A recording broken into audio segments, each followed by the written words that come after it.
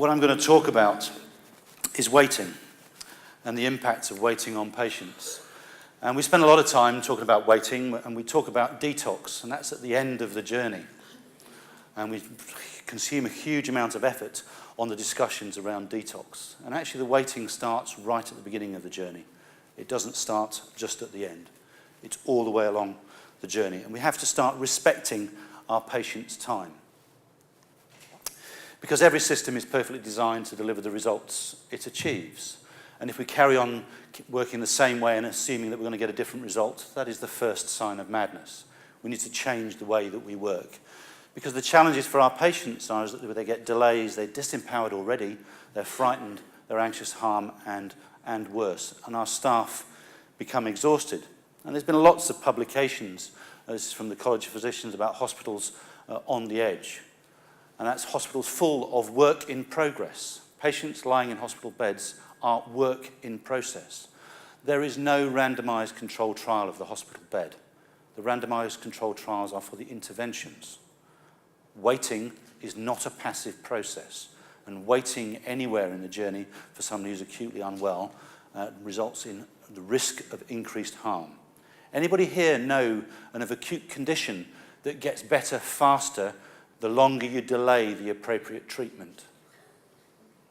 There isn't one. There isn't one at all. And it's about how do we make things happen in appropriate timeless and get rid of the unnecessary waiting. And the solutions will come from you all, not from us. We're here to support you, but it will come from you all. But think about those principles. Many of you may well have seen this video clip that I'm just about to show you from the Health Service Journal on Older People, the Mrs. Andrews story. But I'm going to play it again for you all to see. My name is June Andrews. I'm 84. This is the story of my trip to hospital. It started one Friday evening when I had a fall in the bathroom.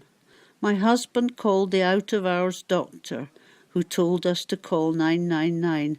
Arthur couldn't help me get back up on my feet. I had a nasty bruise over my right hip. I wasn't keen on coming into hospital, but they persuaded me. I was on call when Mrs. Andrews was brought in, and I arranged a hip X-ray.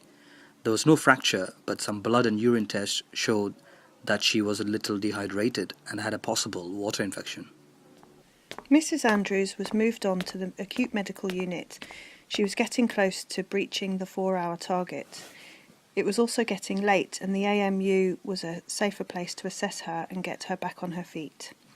We put up a drip and gave her some antibiotic tablets for the urine infection. On Saturday morning, she was seen by the on-call medical consultant. Before we could look at her mobility, the patient flow team insisted we move her to the first available medical bed. She was not reviewed again medically till Monday. There is no routine physiotherapy or occupational therapy over weekends, so we couldn't refer her to the home rehabilitation team before then. By Monday, June had been on either a trolley or in a bed with the cot sides up for 3 nights because she was deemed to be at high risk of falls, and the nurses had inserted a urinary catheter. She was seen that Monday morning by the physiotherapist, who got her out of bed with the aid of a Zimmer frame. My home ward is in the elderly care unit. We do our best to provide a regular liaison service to other wards, although we wish the doctors there had more knowledge about managing older patients. The ward doctors and occupational therapists made a plan to get some more information about June's usual abilities and past medical history. I'm June's husband. On Monday, I was able to get back into the hospital to see her on the ward. I told the ward doctors and nurses that June had been getting more unsteady recently, had suffered another fall, and that her memory isn't what it used to be. The review team discovered that her blood pressure was dropping very low when she stood up, postural hypertension. It often leads to falls and faints in older people. We stopped a couple of her cardiac medications to try and solve this problem. By Wednesday, she was able to stand with assistance. The physios came to see her, and a plan was made to refer her for ongoing rehabilitation in the local community hospital before going home. But not for the first time. There were no community beds, and by the 10th day of June's admission, The cardiology ward desperately needed beds for acute cardiac patients, and she was moved to a winter escalation ward. After all those moves, Mrs. Andrews had become confused and agitated. She had another fall, sprained her wrist, and now she required 2 nurses to transfer her from bed. June spent increasing time in bed with the cot sides up. By day 12 of her admission, the community hospital phoned back saying that she had no rehab potential and should have a care package instead. She was referred to social services with a target discharge date for Friday, but the package couldn't be put in place till the following Tuesday. She went home with a 3 times a day care package, but with no clear diagnosis for her progressive memory impairment and falls. 7 weeks after her discharge from hospital, June had fallen twice more. Her memory was worsening and Arthur was becoming stressed, concerned and exhausted. June ended up being admitted for respite to a local care home. Mrs. Andrews never got back to her own home after her respite. We should have more care and support for older people like her outside hospital, and those services need to respond much earlier to people's needs. But the way we treated her in hospital and our difficulty getting her back on her feet and home again didn't help. With so many frail older people coming into hospital, we have to get this stuff right for everyone. And that story is writ large thousands and thousands of times every week across the NHS and actually across Australia and New Zealand as well, where I do some work. The impact of deconditioning is under-recognised in the NHS. How many people here have got rehabilitation units that aren't for stroke or for fractured neck or femur, or have got rehabilitation beds? Yeah, quite a lot. Most of those rehabilitation beds are full of patients who've actually deconditioned along their journey. And that deconditioning can start from the point of requesting help, through the ambulance journey, through the assessment process, through the admission. And it's that deconditioning that's unrelated to the primary diagnosis that fills up a lot of our beds.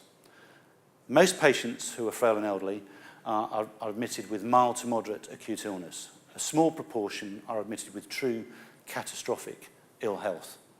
Up to 50% of patients who are so-called delayed transfers of care have deteriorated their functional status as a consequence of their deconditioning, not because of their primary diagnosis.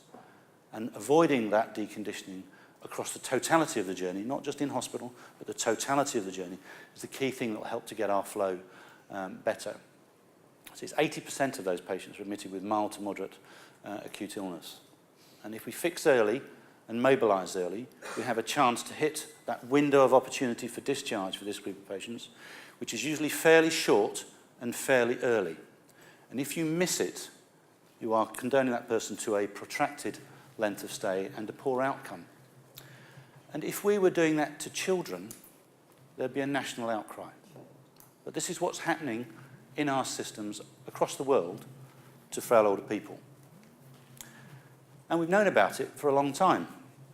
King's Fund wrote about it in 2011, about the impact of protracted length of stays and bed occupancy, and then obviously on the total costs of outcomes for patients. Because if you decondition, your total social care and healthcare costs rise. Okay? Everybody knows, everybody assumes that frail older people will take longer to recover from acute illness. There is a little bit of truth in that. I was a geriatrician for 20 years.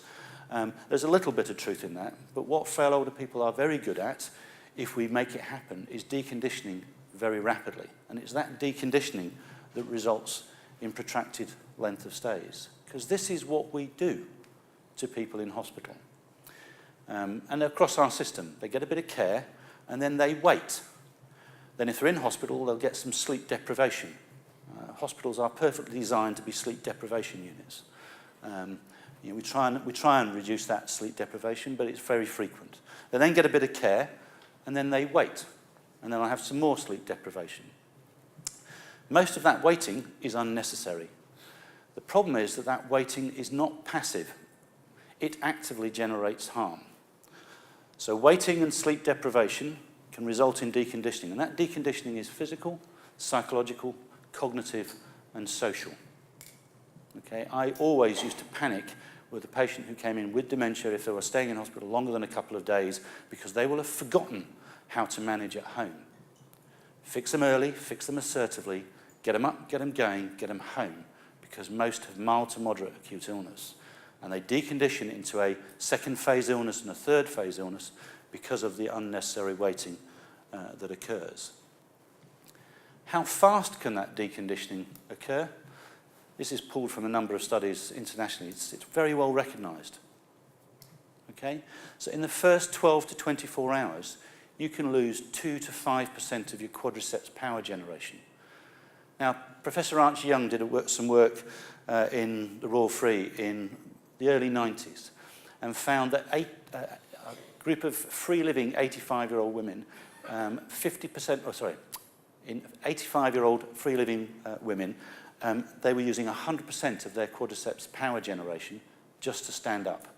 And 50% of them had difficulty standing up. If you lose 2 to 5% of your quadriceps power generation in your first 12 to 24 hours because of being put in a hospital bed, if it's a catastrophic illness, that's different, but because you've been put in a hospital bed, you'll render somebody immobile. And on here are all the other consequences of hospitalisation that result in deconditioning to people. And it's not just hospitalisation, it's unnecessary waiting and a reduction in habitual activity. We all know of wards where people say, well, no, we haven't mobilised them yet because they haven't had the physiotherapist check them out. And they wait for a day or two to see the physiotherapist. Everybody can be mobilising people early on, as long as there's been an appropriate assessment early on.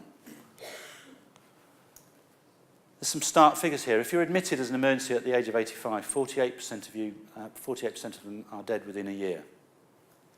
If you're diagnosed with frailty at age 85 and you're a man, you have on average about 760 days left to live. If you're a woman, you have 1,400 days left to live at age 85 if you're diagnosed with frailty. So let's average that out to about 1,000 days. How dare we waste a single one of those days that results in deconditioning and poor outcomes for those patients? Oops. This study at the bottom here showed that 10 days in hospital resulted in muscle aging of equivalent to 10 years. Because it's the habitual inactivity that we enforce on people when we bring them into hospital. We have systems, don't we, that look at the end of the journey. So this is the DTOC numbers over the last few years, and they've increased. And a lot of it, and we then spend time allocating which part of the system is responsible for it. There's a person at the centre of every single one of these DTOCs who's had accumulated weights all the way along their journey. And it's those accumulated waiting that results in the deconditioning and results in poor outcomes. And I was delighted to hear from Colchester that you got an agreement that hospitals wouldn't say to patients, yes, you need to go into a care home. I'd ban anybody saying you need to go into a care home in hospitals. We've got to drive the home first principle. This is a run chart of a hospital's bed occupancy, just the total number of beds occupied by patients who've been admitted as an emergency in the red at the top there. And as you can see, it's amazing how everybody suddenly gets better on Christmas Eve, and we manage to discharge more people home. Yes, I know there are social norms about why we have to get people home on Christmas Eve, but actually there are things that we do better on Christmas Eve that we should be replicating across the whole year. And there's one organisation that said, yeah, let's just make Christmas Eve every day of the year and we'll reduce our bed occupancy. Let's replicate the processes that we do. But actually a more stark metric, and this is one organisation, this is the number of beds occupied by patients aged 75 and over who've been in hospital 10 days or more. That's the stranded patient metric. Yes, some of these patients will have true catastrophic illness that requires them to remain in hospital for 10 days or more. But actually a significant proportion of them have ended up at 10 days because they've had unnecessary accumulated waiting across their journey, both pre-hospital, at the front door, and through their journey. And as you can see here, they had a significant rise in their stranded patient metric. The next slide is that same organisation's 4-hour standard split by admitted and non-admitted. The blue is the non-admitted. The locus of control for the non-admitted remains within the emergency department. They're very good at getting people home until their departments become so overcrowded they've got no space left to assess those patients that they can get home. But the red line is the 4-hour standard for the patients who need to be admitted. If you've got a hospital full of stranded patients, it becomes progressively more difficult to move patients through the journey. And stranded patients have got that accumulation of waiting in their journey. We set up systems, don't we, for trauma. You know, somebody comes in with major trauma, we activate a major trauma team, don't we, straight away. And we do that quite rightly because we want to reduce mortality. But trauma accounts for less than 0.5% of our emergency attendances admissions. And yet we allow a group of patients who arrive who are at risk of increased stay. Patients at risk of increased stay. I call them PARIS, patients at risk of increased stay. Why don't we have a system-wide PARIS team that recognises the risk of deconditioning, that makes sure that we identify them, be that at home, in the ambulance, in the hospital, through the hospital, and absolutely drives down the unnecessary waiting to prevent the deconditioning, gets them up, gets them going, gets them home. You know, early diagnosis, early assertive treatment, early mobilisation for those patients results in more patients going home. Obviously, you've got to look at the balancing metric of readmission, and the key outcome metric is not just reducing the number of stranded patients, but actually getting more people back home. Because believe it or not, most older people want to be back home. They don't want to be stuck in the system that makes them wait unnecessarily and wastes those precious days of that 1,000 days they might have left to live. And we know there's a lot of evidence out there about how we should be doing it. So why don't we go out there and start doing it? Thanks very much for your time.